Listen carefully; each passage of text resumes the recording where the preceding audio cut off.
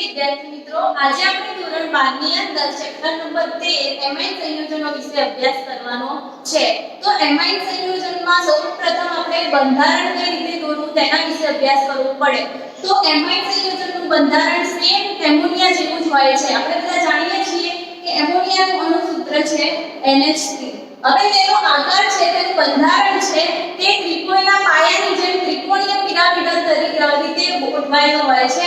તો suppose n છે એ મધ્યસ્થ પરમાણુ છે, બરાબર. હવે હાઇડ્રોજનના 3 અણુ એની સાથે જોડાયેલા હોય છે, તો ત્રિકોણના પાયાની જેમ એ ગોઠવાયેલા હોય તો આવી રીતે. હવે હાઇડ્રોજન છે એની બાહ્યતમ કક્ષામાં 5 ઇલેક્ટ્રોન છે અને 3 ઇલેક્ટ્રોન હાઇડ્રોજન સાથે સંમિશ્રણ પામીને બંધ બનાવે છે અને બાકીના 2 અબંધકારક ઇલેક્ટ્રોન બચે છે આની ઉપર, એટલે કે અબંધકારક ઇલેક્ટ્રોન યુગ્મ 1 વધે છે. તો આવી રીતે તેનું બંધારણ આપણે દોરી શકીએ છીએ. હવે તેની સાથે હાઇડ્રોજનનો એક અણુ સંમિશ્રણ પામીને NH બંધ બનાવે છે. તો આ હતું આપણું એમોનિયાનું બંધારણ, જે એમાઇન સંયોજન જેવું જ હોય છે. તો એમાઇન સંયોજનનું બંધારણ કોના જેવું હોય છે? NH3 એટલે કે એમોનિયા જેવું હોય છે. સૌથી પહેલું તો આ વસ્તુ. હવે આની અંદર સંકરણ કયું હોય છે? તમને મેં શીખવાડ્યું હતું તે પ્રમાણે જો અહીંયા બંધ કેટલા બને છે? 1 2 અને 3. અબંધકારક ઇલેક્ટ્રોન પણ કેટલો બચે છે? 1. એટલે અબંધકારક ઇલેક્ટ્રોન યુગ્મ લોન પેર છે 1 વધે છે. એટલા માટે આનું સંકરણ શું થશે? sp3. હવે sp3 સંકરણ મુજબ તેનો આકાર કયો બનશે? ત્રિકોણીય પિરામિડલ. તો આપણે સંકરણ પણ યાદ રાખવાનું છે. તો સંકરણ એનું થાય છે sp3 અને sp3 મુજબ તેનો આકાર ત્રિકોણીય પિરામિડલ હોય છે. હવે sp3 સંકરણ હોવાના કારણે તેનો બંધ કોણ આપણે બધા જાણીએ છીએ કે sp3 સંકરણ હોય તો 109.5 અંશ બંધ કોણ હોય છે. તો તેનો બંધ કોણ 109.5 અંશ હોય છે. પણ આમાં એવું હોતું નથી, આના કરતા સહેજ નાનું હોય છે. એનું કારણ એ છે કે આપણે ધોરણ 11 ની અંદર ચેપ્ટર નંબર 4 માં BSCPR થિયરી ભણ્યા હતા. એમાં શું થતું હતું કે આ બંધકારક અહીંયા જો આપણે બંધારણ દોરી દઈએ નોર્મલ H અહીંયા 2 લોન પેર. હવે અહીંયા કયું સંકરણ થાય છે?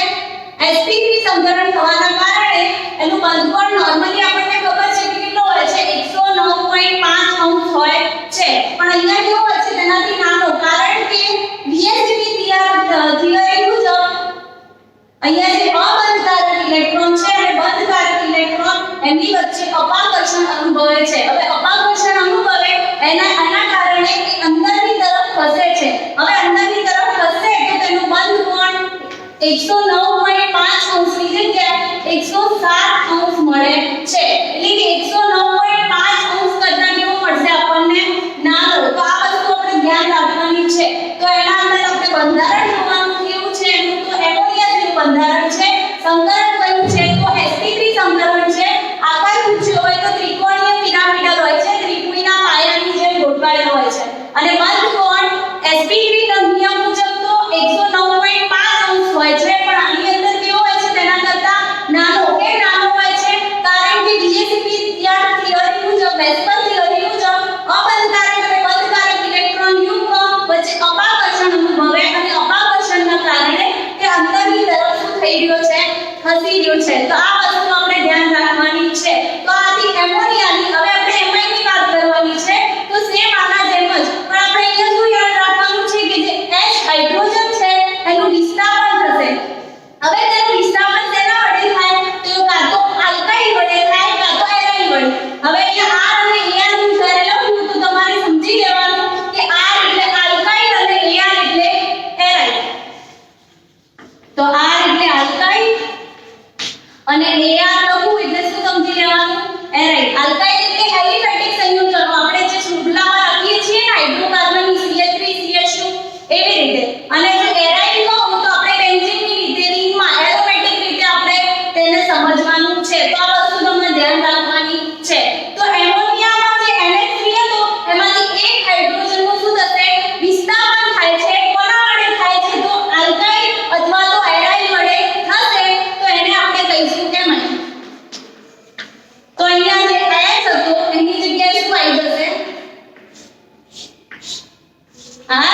અથવા તો Ai, બીજા તો H એમ નથી. એટલે શું મળી ગયું આપણને? એમાઇન સંયોજનો મળે છે. તો આ વસ્તુ આપણે આવી રીતે યાદ રાખવાની છે. હવે તેનું આપણે વર્ગીકરણ જોઈએ, પણ તેની પહેલા આપણે એનો સ્વભાવ જોઈએ. તો સ્વભાવે તે કેવા હોય છે? Louis base. હવે કેમ લુઈસ બેઝ છે? આપણે જાણીએ છીએ લુઈસ બેઝ એટલે શું કહેવાય? ઇલેક્ટ્રોન દાન કરે. હવે નાઇટ્રોજન છે એની જોડે બે લોન પેર વધે. અબંધકારક ઇલેક્ટ્રોન યુગ્મ એક એની પાસે છે. હવે જ્યારે રાસાયણિક પ્રક્રિયાઓ થશે ત્યારે આ નાઇટ્રોજન છે એ ઇલેક્ટ્રોન દાન કરી શકે. તો એ ઇલેક્ટ્રોન દાન કરશે એટલા માટે તેને આપણે કહીશું લુઈસ બેઝ. તો સ્વભાવે તે કેવો હોય છે? Louis base. તો આટલી વસ્તુ તમારે બધાને યાદ રાખવાની છે. હવે નેક્સ્ટ આપણે વાત કરીએ એમાઇન સંયોજનોનું વર્ગીકરણ. હવે એમાઇન સંયોજનનું વર્ગીકરણ ત્રણ રીતે થાય છે આપણી ચોપડી મુજબ, પણ આપણે ચોથું પણ યાદ રાખવાનું છે જે હું આગળ સમજાવું. પહેલું જુઓ, પ્રાથમિક સંયોજનો. એમાઇનના પ્રાથમિક સંયોજનો. હવે પ્રાથમિકને આપણે 1 ડિગ્રી રીતે બી લખી શકીએ. બરાબર, આ વસ્તુ તમારે ધ્યાન રાખવાની છે. હવે ત્રણે ત્રણ એના લખી દઉં છું વર્ગીકરણના. તો બીજું છે દ્વિતીય સંયોજન. તેને આપણે શું લખી શકીશું? 2 ડિગ્રી. બરાબર, એવી જ રીતે ત્રીજો એનો પ્રકાર છે તૃતીય સંયોજન. બરાબર, તો તેને આપણે લખીશું 3 ડિગ્રી. અને ચોથો આવશે એ હમણાં આગળ આપણે સમજીએ. તો પ્રાથમિક સંયોજનમાં શું થાય છે? અહીંયા આપણે બંધારણ જોઈએ એમોનિયા H. બરાબર, તો તમારે શું યાદ રાખવાનું છે કે એમોનિયા અણુમાંથી એની વ્યાખ્યા કે એમોનિયા અણુમાંથી એક હાઇડ્રોજનનું વિસ્થાપન કરે છે. એક હાઇડ્રોજનનું શું કરશે? વિસ્થાપન કરે છે. અને કોના વડે કરે છે? તો કાં તો R એટલે આલ્કાઇલ, કાં તો એરાઇલ. બરાબર, આ બંનેમાંથી એક વડે તેનું શું થાય છે? હાઇડ્રોજનનું વિસ્થાપન થાય. તો તેને આપણે શું કહીએ છીએ? એમાઇન. તો એ કયો કહેવાય છે? પ્રાથમિક સંયોજન એટલે કે પ્રાથમિક એમાઇન કહેવામાં આવે છે. તો આવી રીતે તમારે યાદ રાખવાનું છે કે એમોનિયા સંયોજનમાંથી એક હાઇડ્રોજનનું વિસ્થાપન થાય છે. કોના વડે? તો આલ્કાઇલ અથવા તો એરાઇલ વડે થાય. તો તેને આપણે કહીશું પ્રાથમિક સંયોજન. બરાબર, તો તેને આપણે કઈ રીતે લખી શકીએ? RNH2. બરાબર, હવે તમારે એટલું યાદ રાખી લેવાનું કે જ્યાં NH2 આવે તો એ કયો એમાઇન હશે? પ્રાથમિક એમાઇન સંયોજન જ હશે. બરાબર, આ વસ્તુ ક્લિયર બધા યાદ રાખવાની છે. હવે બીજી વાત કરીએ દ્વિતીય સંયોજનની. તો દ્વિતીય સંયોજનમાં પણ સેમ એવું જ, પણ અહીંયા એક હાઇડ્રોજનનું વિસ્થાપન થતું હતું એની જગ્યાએ બે હાઇડ્રોજનનું વિસ્થાપન થશે. તો અહીંથી અહીંયા R જોડાઈ ગયો. તો તેવી જ રીતે અહીંયા પણ આ હાઇડ્રોજનનું વિસ્થાપન થઈ શું જોડાઈ જશે? R અથવા તો Ai, આલ્કાઇલ અથવા તો એરાઇલ. હવે એમોનિયા સંયોજનમાં શું થશે? બે હાઇડ્રોજનનું વિસ્થાપન થશે. ત્યાં કેવું થતું હતું? એક હાઇડ્રોજનનું વિસ્થાપન થતું હતું. અહીંયા બે હાઇડ્રોજનનું વિસ્થાપન થશે. તો કોના વડે થાય છે? આલ્કાઇલ અથવા તો એરાઇલ વડે થાય તે હાઇડ્રોજનનું વિસ્થાપન. તેને આપણે કહીશું દ્વિતીય સંયોજનો. બરાબર, તો શું લખાય? R2NH. હવે NH આવે એટલે શું સમજી લેવાનું?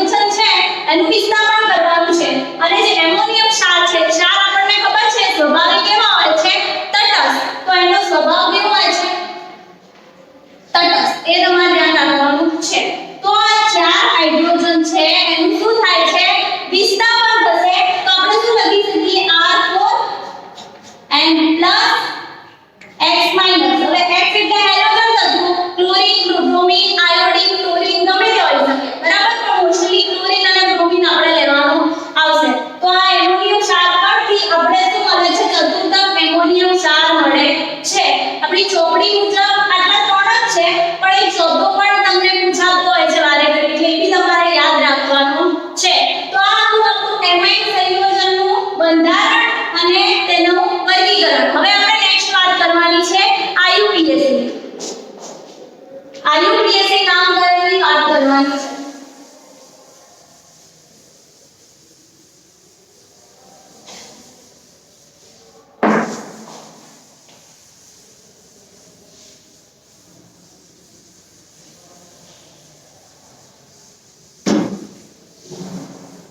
તો આ વર્ગીકરણ જોયું હતું તેની અંદર જ આપણે એક એકનું નામ જોવાનું છે તો પહેલું આપણે વાત કરીએ પ્રાથમિક એટલે કે 1 ડિગ્રી સંયોજન એમાઇન સંયોજન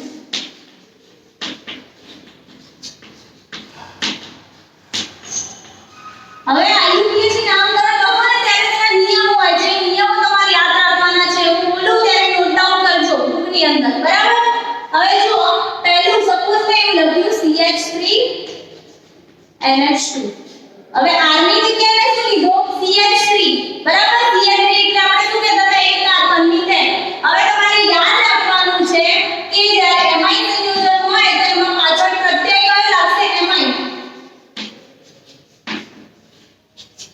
નામની પાછળ એમાઇન પ્રત્યય લાગે છે હવે ધારો કે CH3 એક કાર્બન છે તો એક કાર્બન એટલે શું કહેવામાં આવે છે મિથેન બરાબર હવે મિથેન અને પાછળ એમાઇન છે એટલે શું બની જશે મિક્સ કરો તો મિથેન એમાઇન બરાબર તો આનું નામ શું બનશે IUPAC નામ મિથેન એમાઇન બરાબર તેવી જ રીતે બીજું એક્ઝામ્પલ જુઓ CH3 CH2 NH2 સેમ આવી રીતે જ કેટલા કાર્બન છે બે કાર્બન એટલે શું કહેવાય ઇથેન હવે પાછળ એમાઇન છે તો શું બનશે ઇથેન એમાઇન તો આનું નામ બનશે ઇથેન એમાઇન ઓકે ખ્યાલ આવી ગયો તેવી જ રીતે જુઓ CH3 CH2 અહીંયા બંધ માની લેવાનું છે બરાબર દરેક વખતે બતાવવાની જરૂર નથી પણ આપણે માની લેવાનું તો CH2 NH2 હવે અહીંયા શું નામ બનશે ત્રણ કાર્બન છે એટલે પ્રોપેન પણ પ્રોપેનામાઇન બનશે નહીં હવે એક નિયમ તમે બધા નોટ ડાઉન કરજો કે શું હોય જો કાર્બન બે ત્રણ અથવા ત્રણથી વધારે હોય કાં તો ત્રણ હોય ત્રણ કરતા વધારે હોય તો આપણે નિયમ યાદ રાખવાનો છે કે તેને નંબર આપવા પડશે આપણે નંબરિંગ કરવું પડશે હવે એ વસ્તુ પણ યાદ રાખવાની છે કે જે ક્રિયાશીલ સમૂહ જોડાયેલો હોય છે તેને ઓછો નંબર મળવો જોઈએ એટલે એમાઇન સંયોજન જ્યાં જોડાયેલો છે તેને નંબર કેવો મળવો જોઈએ ઓછો તો અહીં આપણે કરીએ તો કયો આપશું અને પહેલો આ બીજો આ ત્રીજો નંબર આપો બરાબર તો શું નામ બનશે ફર્સ્ટ સેકન્ડ અને થર્ડ હવે આ પહેલા તો આનું નામ લખી દેવાનું આલ્કાઇન બરાબર કેટલા કાર્બન છે ત્રણ કાર્બન છે તો શું નામ બનશે પ્રોપેન હવે જે એમાઇન સંયોજન છે એ કયા કાર્બન ઉપર જોડાયેલું છે પહેલા કાર્બન ઉપર તો શું નામ બનશે નોન એમાઇન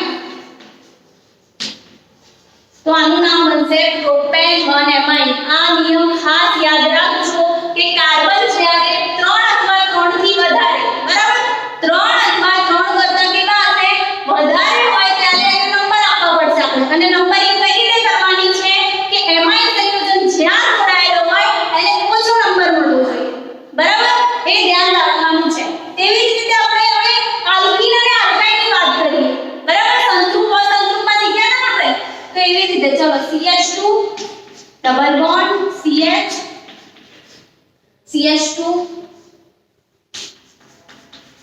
NH2 હવે અહીંયા પણ કેટલા કાર્બન છે 3 અથવા 3 થી વધારે છે બરાબર તો આપણે શું કરવું પડશે નંબરિંગ કરવું પડશે તો અહીંયા આપી દઈએ 1 2 અને 3 એમાં એને ઓછો નંબર મળવો જોઈએ તો આ બાજુથી થશે તો 1 2 અને 3 હવે આમાં નામ શું બનશે પહેલા તો પ્રોપેન છે એટલે પ્રો કેમ કે ઇન છે એટલા માટે બરાબર પ્રો હવે ઇન કયા નંબર ઉપર છે પહેલું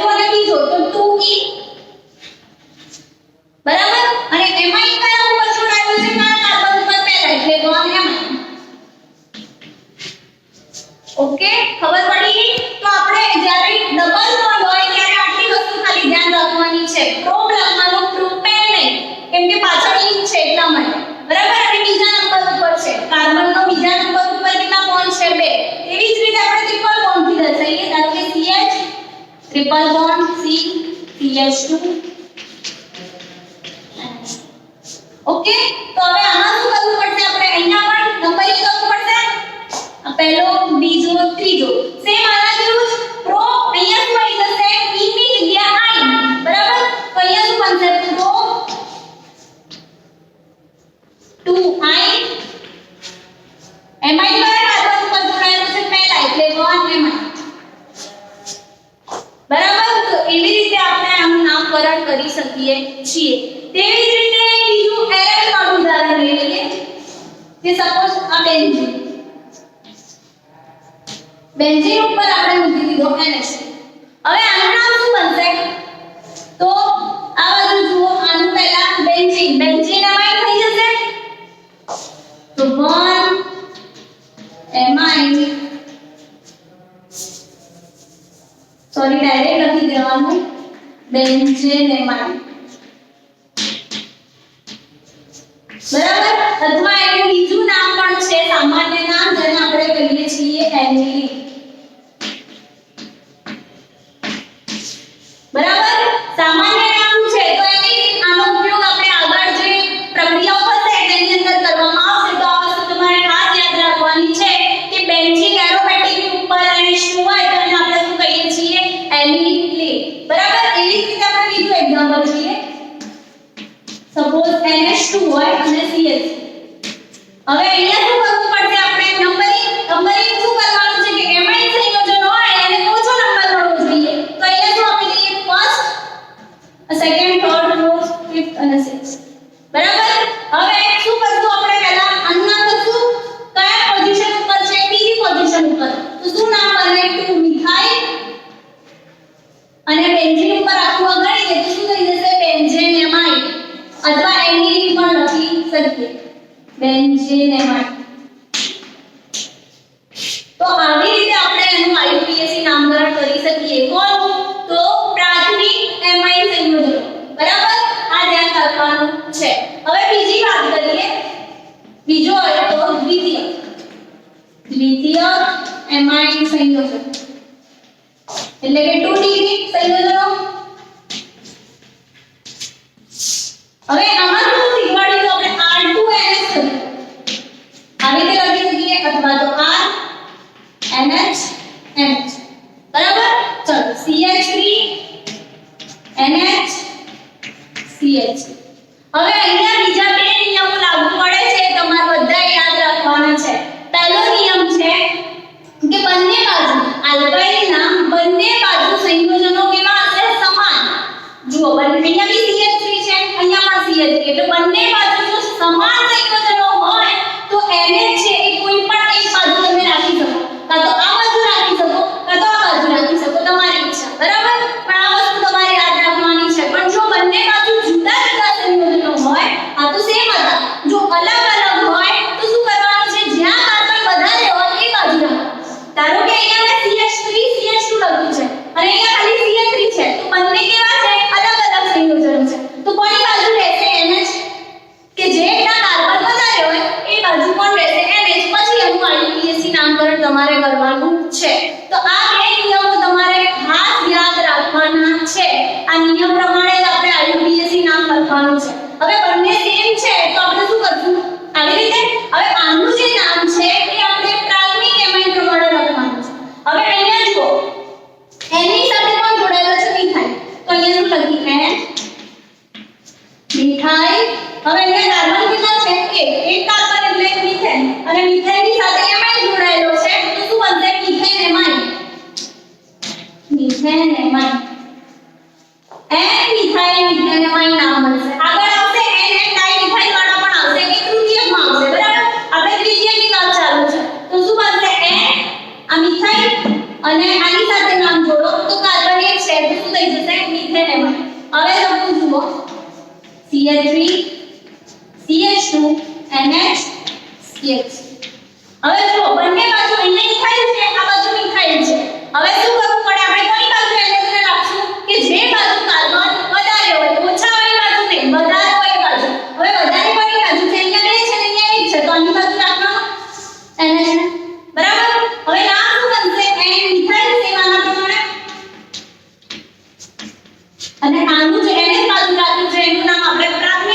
સંયોજનો પ્રમાણે લખવાનું છે.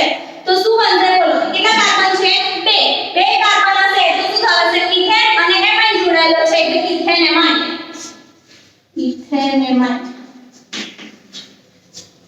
બરાબર. તો આવી રીતે તમે નામ લખી શકો છો.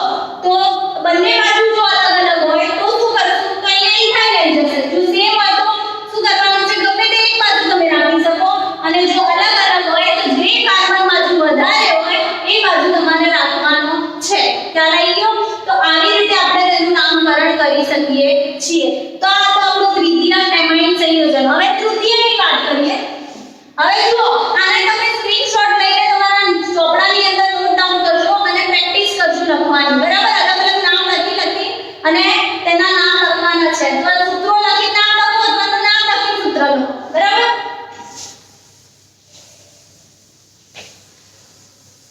હવે આપણે વાત કરવાની છે તૃતીય સંયોજન.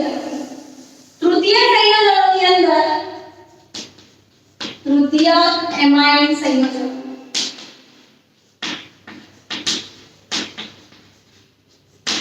એટલે કયા કહેવાશે? 3 ડિગ્રી. બરાબર. હવે વાત કરવાની છે R3N. હવે N વચ્ચે R આવી રીતે આપણે નોર્મલી એને જોઈ શકીએ. R એટલે આપણે કોઈ પણ આલ્કાઇલ સમૂહ લેવાનો છે. હવે અહીંયા વાત કરીએ CH3 and CH3 CH. હવે અહીંયા કઈ રીતે નામ લખશું? જો કઈ બાજુ કાર્બન વધારે છે તો એ રીતે ના ખબર પડે તો NN આ બાજુ જો અહીંયા બી બધી બાજુ સેમ જ છે એટલે કોઈ પણ એક બાજુ રાખી દેવાનું છે. કાં તો આ બાજુ રાખો આ બાજુ રાખો કાં તો નીચેની બાજુ, કેમ કે બધી બાજુ કાર્બન કેવા છે? સમાન. હવે આનું નામ કરીશું તો શું થશે? NN. N ઉપર કેટલા મિથાઇલ છે? 2. તો શું નામ બનશે? N ડાઈ મિથાઇલ. હવે આનું તો આપણે પ્રાથમિક સંયોજનો પ્રમાણે લખવાનું છે. તો કેટલા કાર્બન છે? એક હોય તો શું બનશે? Methane amide. તો આવી રીતે તમે નામકરણ કરી શકો. અહીંયા જુઓ દ્વિતીયકમાં શું નામ બન્યું? તો N આવશે. ખાલી N ડાઈ મિથાઇલ નહીં આવે, N મિથાઇલ આવશે. અને તૃતીયકમાં કેટલા આવશે? 2. એટલે N ડાઈ મિથાઇલ લખી શકો તમે. બરાબર. એવી રીતે બીજું ઉદાહરણ જુઓ. CH3 CH2 and CH3 CH3. હવે આપણે નિયમ પ્રમાણે કે જે બાજુ કાર્બન વધારે હોય તે બાજુ આપણે એમને રાખવાનું છે, એમાં રાખવાનું. બરાબર. આ બાજુ કેવા છે? વધારે મિથાઇલ છે, આ બાજુ મિથાઇલ તો શું નામ બનશે આનું? N ડાઈ મિથાઇલ. અને પ્રાથમિક પ્રમાણે આનું નામ લખવાનું છે આપણે. તો કેટલા કાર્બન છે? 2 છે એટલે શું નામ બનશે? Ethane amide. બરાબર. તો આવી રીતે આપણે તેનું નામકરણ કરી શકીએ. હવે એવું રાખીએ આપણે કે આ વખતે N અને બંને બાજુ મિથાઇલ અલગ અલગ રાખીએ. Suppose CH3 CH2 and CH2 CH3 CH3 એક અહીંયા વધારી દઈએ CH2 CH. હવે જે બાજુ કાર્બન વધારે એ બાજુ એમાઇન રાખવાનું. હવે કઈ બાજુ વધારે છે? આ બાજુ. થઈ ગયું. હવે આ બાજુ જુઓ ઇથાઇલ છે, અહીંયા મિથાઇલ છે. તો આ વખતે ડાઈ મિથાઇલ લખવાનું નથી. શું લખશું? N. હવે આને પણ તમારે પહેલા મિથાઇલ લખવું કે ઇથાઇલ લખવું એ કઈ રીતે નક્કી કરવાનું છે? આપણા આલ્ફાબેટ પ્રમાણે ABCD પ્રમાણે લખવાનું છે. તો પહેલા ઇથાઇલ આવે કે મિથાઇલ આવશે? ઈ પહેલો આવશે એટલા માટે આપણે કોનું નામ લખશું? મિથાઇલ. તો N મિથાઇલ બરાબર. નામકરણ આલ્ફાબેટ પ્રમાણે જ કરવાનું છે. બે સંયોજન આપેલા હોય મિથાઇલ અને ઇથાઇલ તો એને ABCD પ્રમાણે જે પહેલો પ્રથમ આવતો હોય એને પહેલા લખવાનું અને બીજાને સેકન્ડ. બરાબર. હવે અહીંયા જુઓ કેટલા કાર્બન છે? 1 2 3 એટલે શું કહેવાશે? પ્રોપેનેમાઇડ. પણ એ તો પોસિબલ નહીં. આપણને મેં શીખવાડ્યું હતું તમને કે 3 થી વધારે હોય તો એવી રીતે તમે લખી શકો નહીં. તો એટલે લખવું પડશે આપણે પ્રોપેન. લખાઈ ગયું પ્રોપેન. પછી કયા નંબર ઉપર છે? આપણે નંબરિંગ કરવું પડશે. તો કઈ બાજુથી કરીશું? 1 2 3. જે ઓછો ક્રિયાશીલ સમૂહ હોય એ બાજુથી આપણે કરવાનું છે. એનો ઓછો નંબર મળવો જોઈએ. તો શું બનશે? 1 એમાઇન. તો આવી રીતે આપણે IUPAC નામ લખી શકીએ. N methyl propane 1 amine. બરાબર. આ IUPAC નામકરણ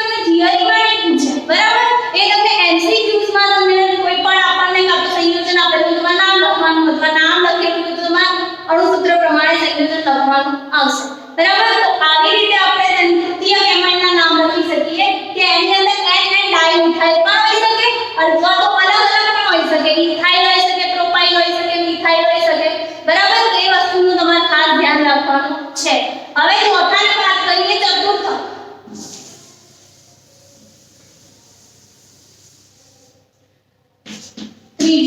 ચોથા નંબરનું છે ચતુર્થ એમાઇન સંયોજનો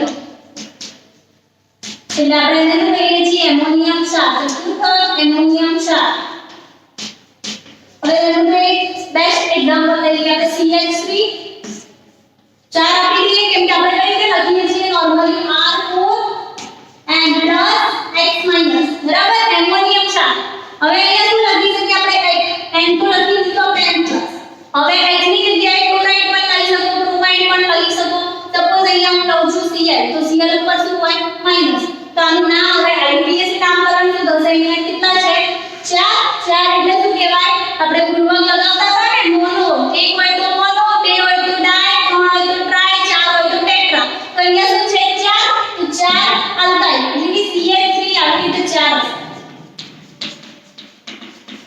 પણ આપણે ભેગું લખી દીધું છે બરાબર તો કેટલા છે ચાર એટલે શું કહેવાશે ટેટ્રા તો ટેટ્રા અને CH3 ને આપણે શું કહીએ છીએ મિથાઇલ તો ટેટ્રા મિથાઇલ